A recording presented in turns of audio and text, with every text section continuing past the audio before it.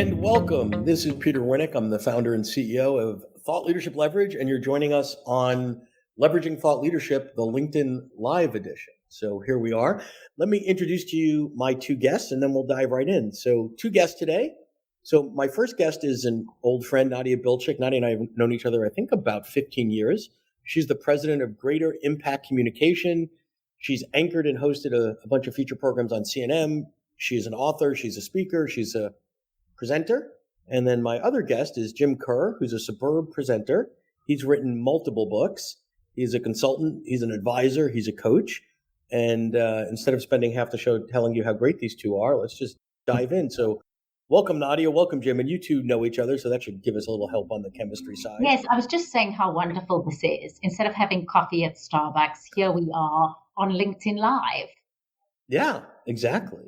So here we are, we're, 18 months or whatever into this, and all of our businesses, all of our worlds have changed. So what I want to start with today, and we were chatting about this a little bit earlier, is, what's the same and what's different, right? So we're still serving clients, we're still delivering value based on our domain expertise, but the formats and the modality. So let me start with you, Nadia, because on the presentation and communication side, it might be more obvious on your world. So maybe start with some of your traditional work, presentation skills training, communication training, et cetera, all in person, coming from your on-air skills. And what does that look like now? So we've all had to navigate this virtual world. And I think the biggest thing that we realize is we have to be so much more intentional. So if Jim and Nadia and Peter were sitting together having a conversation in person, it would be so organic. We could read body language. And over the last 18 months, we've had to do this in a very fabricated, very artificial environment. So things like if I was looking at you and Jim in person, I'd be looking into your eyes, which would be lovely because you're both so lovely. But now I'm having to do it through my webcam.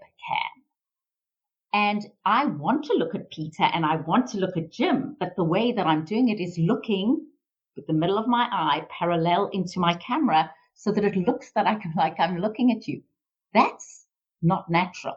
So we're having to learn so much technique about how to connect with another person in a way that is not organic. And what I've been doing, Peter and Jim, over the last 18 months is helping people really engage and connect and have conversations in a way that is much, much more intentional than ever before. So now we went from doing it virtually to doing it in a hybrid world, and that means acquiring new skills and new techniques. Yeah, so stay with that new skills piece, because I think that applies to all of us. So if you think about a keynote speaker, pre-COVID, they knew how to work the room. They knew how to create an environment through music and lighting, and everything was staged to the entrance and the closing and all that sort of stuff. And a lot of that is about being big and somewhat over the top and finding a couple people in the audience to connect with and all that. And if you move to this world and use those skills, you look like a hyper caffeinated infomercial salesperson, right? So now you have to become very technically proficient. Now, my friend Jim Kerr, who is indispensable, probably was much more technically proficient before I was. But as speakers, we've had to navigate our virtual platforms masterfully. And we've had to learn to use our slides. But a tip that I give everybody is you've got these big slides on your screen, but don't put baby in the corner. So whose baby? Your baby and Jim's baby. So sometimes when you're sharing slides, go off the slide share so that you're connecting back with your audience. So I spent my whole career in front of a television camera.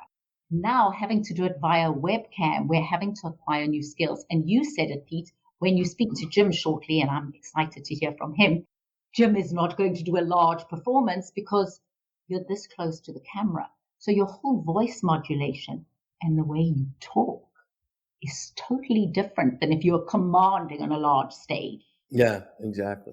So Jim, you do some keynotes and such as well, but most of your work is more on the consulting and coaching side. So how has it changed your world the last 18 months? Well, as Nadia mentioned, the lack of face-to-face has required new skills. And it took a bit of effort to really be able to get the coaching and the consulting work to work in a virtual way, because it very much my work's face to face, I'm up in front of a whiteboard, I'm capturing notes, I'm facilitating conversations, and so on. So to be able to do that in a virtual world was a bit of a trick. But I will say this, again, we're 18 months into this already, but the clients that I work with have all been able to transition well. They're very comfortable with the medium, and we're, able to kind of do the same stuff that we used to do in person through this sort of, you know, virtual world. The good news for somebody like me who spent 30 years in a plane traveling to clients and so on and living in hotel rooms much of the time, I'm wondering if I'm going to ever have to go back to that. I kind of think that we've proven that we don't need quite as much of that kind of interaction when we can do the work the way we've been doing it the last Well, years. and I think that's a huge issue, Jim, because all of our work initially was always face to face. And, when I think about why, I'm not really sure why, right? Like, it's just the way it was done, right? And we were pretty nervous early on around, will we be able to deliver the value? Will we be able to deliver the goods to the clients if we're not in a room? Because I'm also one that thought I got all my energy from the smell of a whiteboard marker, right? Like you get up there and genius happens and magic happens and all that. And we had to re-engineer the way that we do the things and such, but the what is still the same, right? The models, the methodologies, the framework, the outcomes are the same. We had to fiddle with some technology and all that sort of stuff. I think the pieces that we miss are the connection, right? It's great to meet a client or a friend or a colleague for the first time and, and break bread or have a glass of wine or three or whatever. But I think the bar is now higher when we get back to normal, whatever that may be, right? To say, hey, let's have an adult conversation. We could do this in person. Is it really necessary? And by the way, if we're going to do it that way, the pricing is going to be different because we can deliver it remotely. And I think this for keynoters and consultants and stuff, that the underbelly here is a little bit of, we needed to charge what we needed to charge for the work that we were doing. And even if we had all the hacks, the executive club and all this other stuff at the airport, there's a lot of dead time, right? For me to even go to Atlanta, which is a couple hour flight from New York, to do a 2-hour meeting, it's pretty much 2 days of my life, right? But what you miss out on, what one misses out on is if you came to the Atlanta meeting, we would chat before your presentation. We'd have dinner the night before. You'd get to know people. So yes, it was much more time consuming. But what I say now to people is you have got to be very skilled at creating those moments of chit chat and those moments of deep getting to know you beyond the square on the screen. And I just see that Mark Angelos has joined us, who is a dear friend of mine. And Mark and I have actually never, ever met in person, but we have connected virtually. And Mark, thank you for your comments. Mark is in marketing. And we talk. I know how many kids he has. I know his background. I know what his challenges are. I know what's working out well for him. Yep. So it's the skills to have that conversation where I say to my client that I had to meet with this morning, Jenny, how are your kids doing? And I know the ages of her children, and have a real conversation. And then to be able to say, I like this question. What's your biggest challenge at the moment? Now, I'm curious to know, if I ask Peter or Jim or Nadia, what's your biggest challenge? You'll be as personal or professional, but you've got to be skilled at doing that. You can't just get onto your virtual meeting, start the meeting, end the meeting. I've spent a lot of time asking people, and I've collated a lot of data on what people's challenges are. And what it's come down to is I miss the human connection. Yeah. People are disengaged. They don't have their camera on. So something as simple as, Peter, how did you get your name? I've never actually asked you that. And Jim, I don't know how you got your name.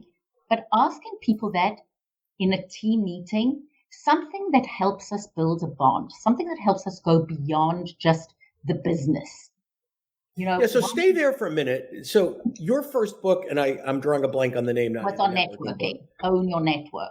Own your network, right? So your earliest book, or the earliest one that I can recall, was on networking, and that was written in a physical world. And a lot of it was sort of the strategies and tactics on how to be authentic and transparent in a physical environment, not just selling life insurance and all that. And I think as you're talking, I'm thinking some of the best moments of a meeting in person used to happen 5-10 minutes before as people are congregating.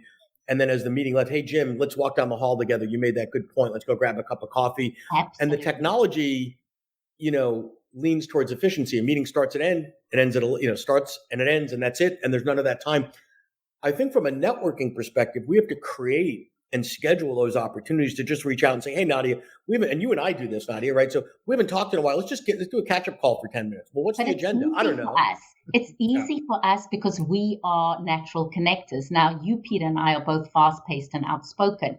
Jim tends to be, as an individual, he's very articulate, but he will be an observer first. So I say to my clients, am I right about that, Jim? Probably. I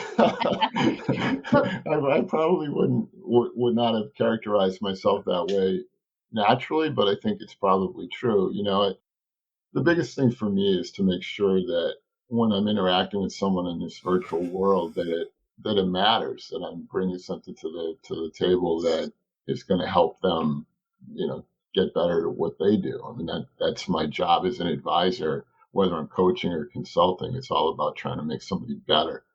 So yeah, I mean, part of it's being able to listen better. I sort of hop on the earlier thoughts that one of the good things about all this is I do think it's made us more patient. It's made us listen a little bit better. It's helped people recognize that there's these challenges that we are all up against, that we're all in it together, and that we're going to work hard together to overcome them using this medium as a way to connect. So, I think that's something that's sort of come out of this, and I think it's something that we'll gain from it when it's finally behind us. Yeah. And my question is, are we good enough? Do we have a good enough skill set? And people don't naturally have this. So do we give people, team leaders, a whole lot of things they can do with their teams that people feel that they are more important, that they are valued, that they are seen not just as a worker? So a question I've been asking team leaders to ask people, and this is a good one to get to bonding, is when you look at your teenage self, what was your biggest challenge as a teenager? What was something that defined you? What was your life like? And that allows and brings up interesting discussion that helps us go beyond just what we're seeing. So my whole goal in this virtual reality is to help people build these bonds that would happen naturally, but to do it virtually. And Jim, the nature of your work, you're already asking people so many questions as you get to know them. That's the nature of your work. My work is helping team leaders and helping individuals collaborate, lead, and engage both virtually and in a hybrid world, and giving them concrete skills. Because you don't wake up today and say, okay, how am I going to make each person in my team feel valued? I've just done a huge rollout for a big company on working with people who only have virtual teams. And simple things like during Halloween, asking people what the best costume they've ever had is, or what would they like to dress up as? I mean, it's a simple question, but what it does is it makes people laugh. And then to delegate that to your team. So you say, I don't need to be in charge of the fun brigade every time. Maybe in my team, I put Jim and Peter in charge of that. So people come up with different things. And although these things may seem a little frivolous, what they're doing is helping us get to know you. And that's the biggest thing that is lacking in a virtual world is so many people are working with teams that they've never met. They're onboarding people they've never met. And it's not a matter of saying, hello, let's just get to know you. You need to have the skills and techniques and tools to get beyond so that people feel they are important. Yeah, I mean, one of the biggest concerns that I have right now with clients is the lack of coaching. And Peter, you kind of hopped on that earlier when you said, a lot of things happen after the meeting. And it's that sort of walking down the corridor after an event, hopping in an office somewhere and having a sort of a sidebar conversation about what just happened and so on. And I know I spent a fair amount of time with that in the past. And it's a way to connect, like we're saying here, but it's also a way to help develop people.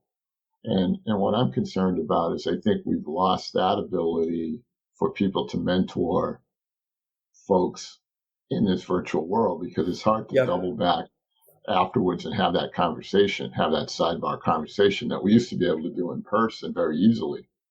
So And I've if it was chunked a that into phone, rock it to the next meeting. yeah. If you're enjoying this episode of Leveraging Thought Leadership, please make sure to subscribe. If you'd like to help spread the word about our podcast, please leave us a review and share it with your friends. We're available on Apple Podcast and on all major listening apps, as well as at thoughtleadershipleverage.com/podcasts. So I've chunked that into sort of three buckets, Jim. There's content that needs to be delivered, theoretically the purpose of the meeting, the agenda. And I think we're pretty good at delivering the content digitally, remotely, whatever. Here's the agenda. Jim, you weigh in. Nadia, let's have a conversation, whatever. But the missing pieces are the connection.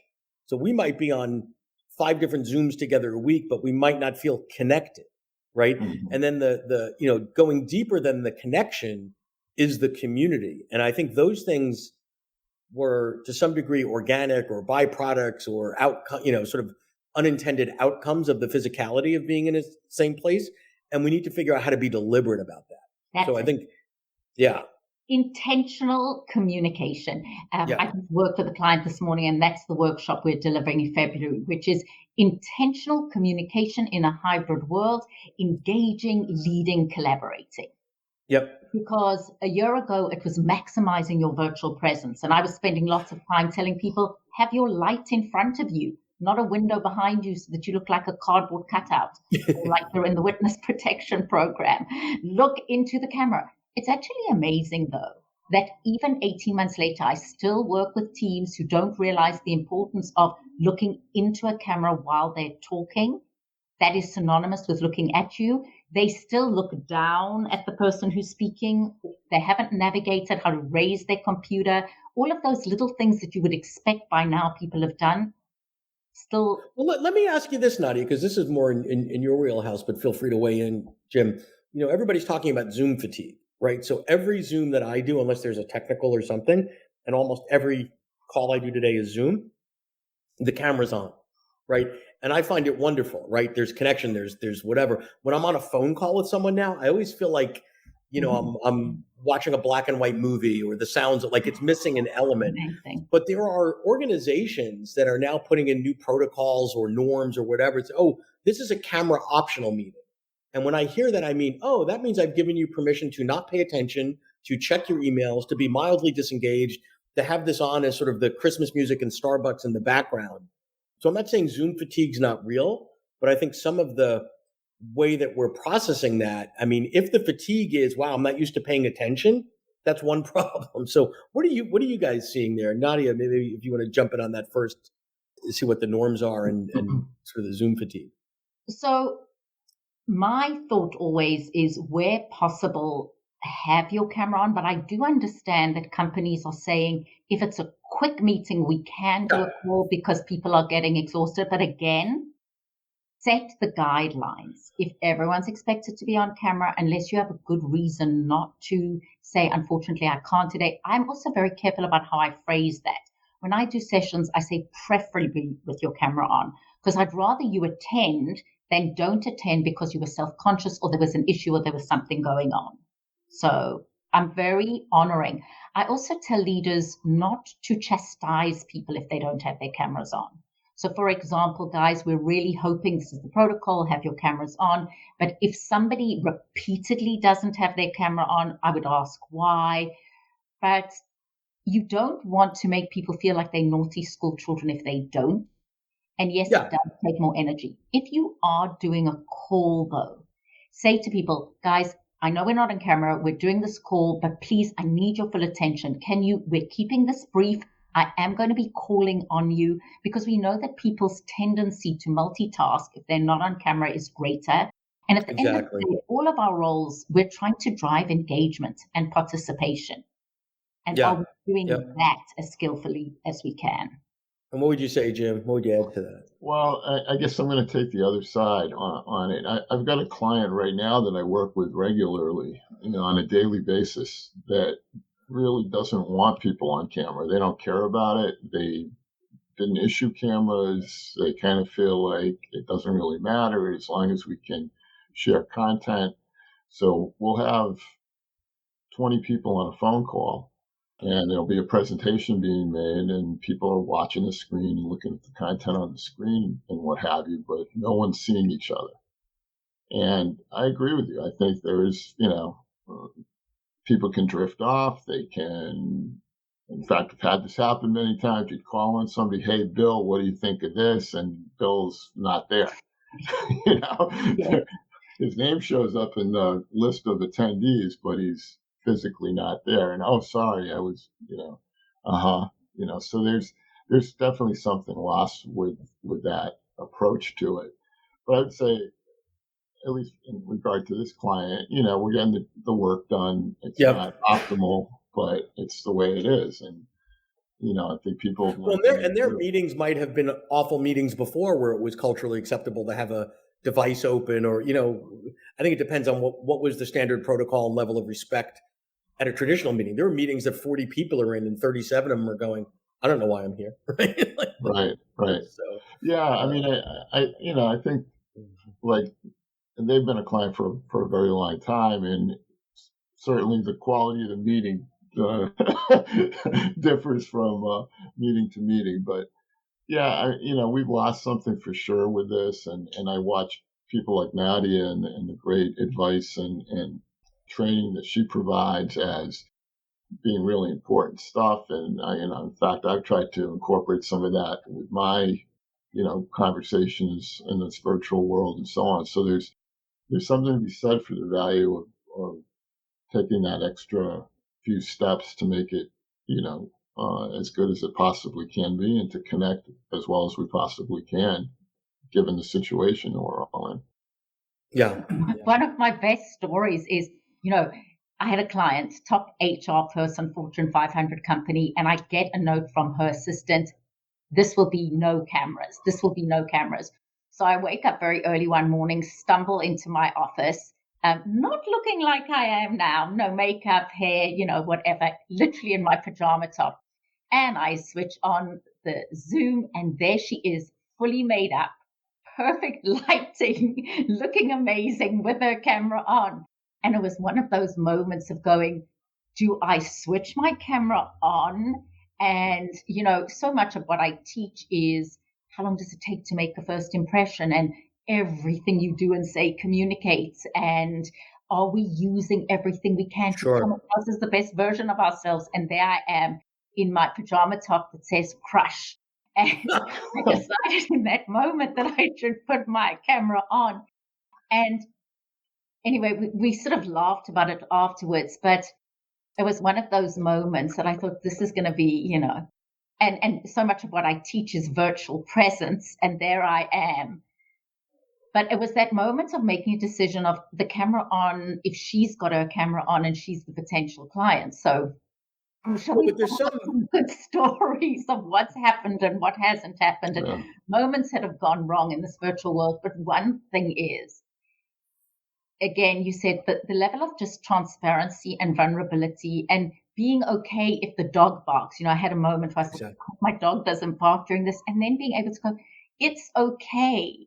And we've become so much more accepting and not judgmental of each other. Somebody asked me in one of my sessions, I was, what if my naked partner walks past behind me? I said, well, that's one way of grabbing people's attention. I think we've learned to laugh. We've learned to accept the imperfection. I recommend things like having a background that makes sense and all of these things in a perfect world. But sometimes I've had people who are having to do their calls in their bedroom because that's their only space. So at least make your bed. Right. So I think that authenticity, the transparency, the vulnerability at first was forced on us, and now we're embracing it, right? Because you never would have walked into a meeting in an office building in downtown Atlanta in your pajama top, right? That would be like, wow. But now, even though that, you might have broken some unspoken code, it's like, ha ha ha, things happen. Oh, it's an early morning call. She didn't get the email, whatever. But I think we're all sort of now peeking inside of each other's spaces and like you said, you wouldn't want, you wouldn't bring your dog to your office unless you worked for Google or something like that, right? But we're seeing a bit of each other that we didn't see before, and I think it's a good thing, and I think it's Jim and I have talked about, obviously your CD collection's impressive and you're a music aficionado, and I may not have known that if we were living in a different place, and that's led to, you posting Bruce Springsteen quotes, and I'll talk about them or whatever, right? But if I was meeting Jim, I could ask him about that CD collection and we could have a conversation about it. Or I'd say, Peter, I noticed you're doing X. And the ability to do that, we told people, Dale Carnegie in the 60s wrote about how to win friends and influence people. And he said, people who talk about themselves are bores, and people who talk about other people are gossips, and people who talk about you are brilliant conversationalists. Those foundational things of showing genuine interest in the other, whether you're in person or online. The difference is you have to be, and we're going to use that word again, more intentional. Yeah. No, I think the intentional piece is cool. All right, as we start to wrap, maybe if I can put each of you on the spot for a moment or two to think about, not in a fluffy kind of way, but what are your hopes and aspirations for 2022 in a pragmatic way? So we're not, world peace would be lovely, like that be nice, but that's not what are you thinking about for 2022, Jim, as it's around the corner, shopping, a month away? Yeah, it's I've been doing a lot of thinking about that. In fact, I think we all kind of do as we get ready for the next year and so on. For me, I'm in the middle of writing book number 7, so I'm hoping to get that finished and find a publisher for it. So that's kind of one of the goals that I want to get accomplished, next year. I also want to build out some different kinds of strategic relationships with consulting firms, because I feel like I'm at a point now in my career where I want to help to develop sort of the next generation of consultant. And I feel like I can do that by, forging better relationships with some bigger firms that have those younger folks that are already there and need some assistance. So I'm kind of looking at a couple of those kind of ideas for next year. How about you? What are you doing for next year, Peter?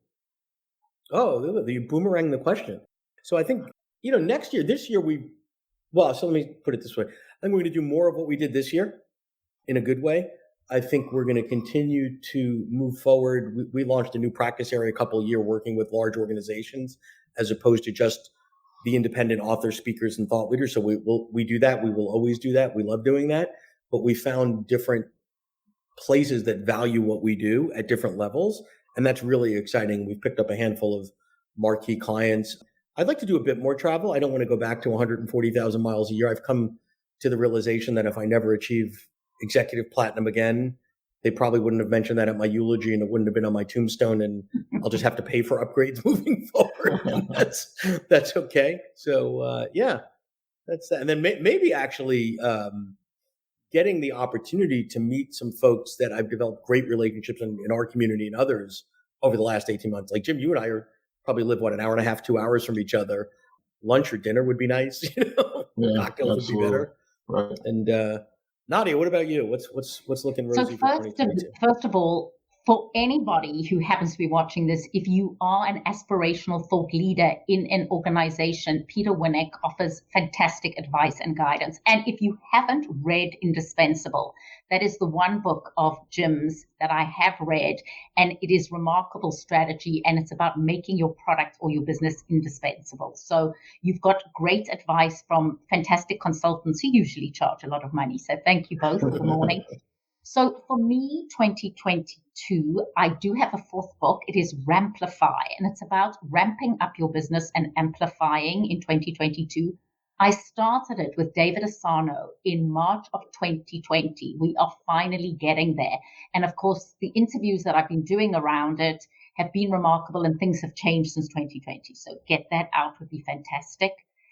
I am praying that I will get to South Africa in April. It is so depressing what has happened with Omicron, because it means that people going to South Africa in December, many of my family amongst them can't. So let's hope that it is much less dangerous than is being perceived, and that people learn to live with in a way that is not crippling the economies of these countries. Because for South Africa right now, the lack of travel and the shutdown is worse for the country in so many ways than the virus. So let's pray that if you and I and Jim and Peter, if we're having this discussion this time next year, let's hope things have revived. And just continuing connecting. For me, the getting together, the way Jim, Peter, and I met in this wonderful mastermind group of people who genuinely are givers as well as getters. I think that's been a fantastic part of the year. So thank you both. Great. Well, thank you. Anyway, I want to thank you both for your time. This was a lot of fun, and I appreciate you both very much. So thanks for joining us and spending the time. And drinks in New York City. Yeah, just text me anytime. Yeah, count me in. To learn more about Thought Leadership Leverage, please visit our website at thoughtleadershipleverage.com. To reach me directly, feel free to email me at peter@thoughtleadershipleverage.com. And please subscribe to Leveraging Thought Leadership on iTunes or your favorite podcast app to get your weekly episode automatically.